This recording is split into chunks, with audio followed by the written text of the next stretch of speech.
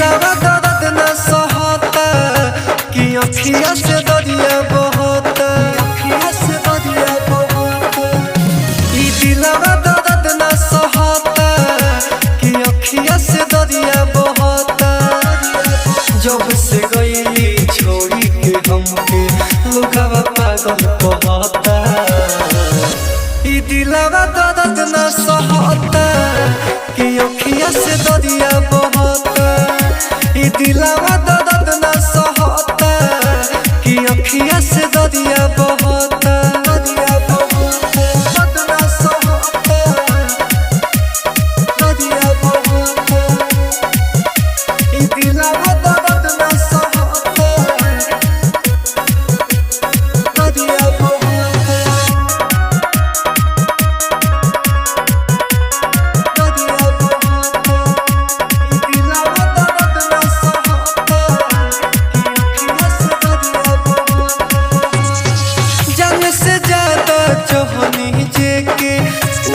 दिहलस गम हो दिल के हमरा खेलौना समझ के खेल गईली सनम हो, खेल गईली सनम हो।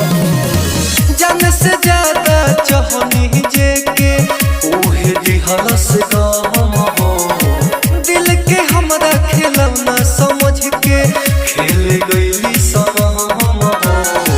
दिहल फोटो फेंक देली अगिया में देखनी हजरता। ई दिलवा दर्द न सहता कि अखिया से दरिया बहता।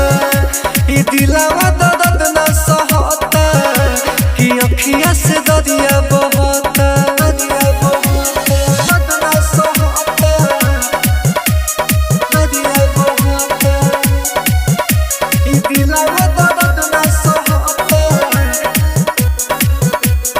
दरिया बहता। दरिया बहता। ई दिलवा दर्द न सहता कि अखिया से दरिया बहता। खुश उतरत बारी हमर जिंदगिया उजाड़ के दिलवा हमर फेंक दिहनी कागज जैसे फाड़ के, कागज जैसे फाड़ के। खुश उतरत बारी हमर जिंदगिया उजाड़ के दिलवा हमर फेंक दिहनी कागज जैसे फाड़ के। नीतीश दीवाना अंजित राज अपन दुखवा कहता। ई दिलवा दर्द न सहता कि अखिया से दरिया बहता। ई दिलवा दर्द न सहता कि अखिया से दरिया बहता, दरिया बहता। एकता रिकॉर्डिंग स्टूडियो। Contact number 7982720011।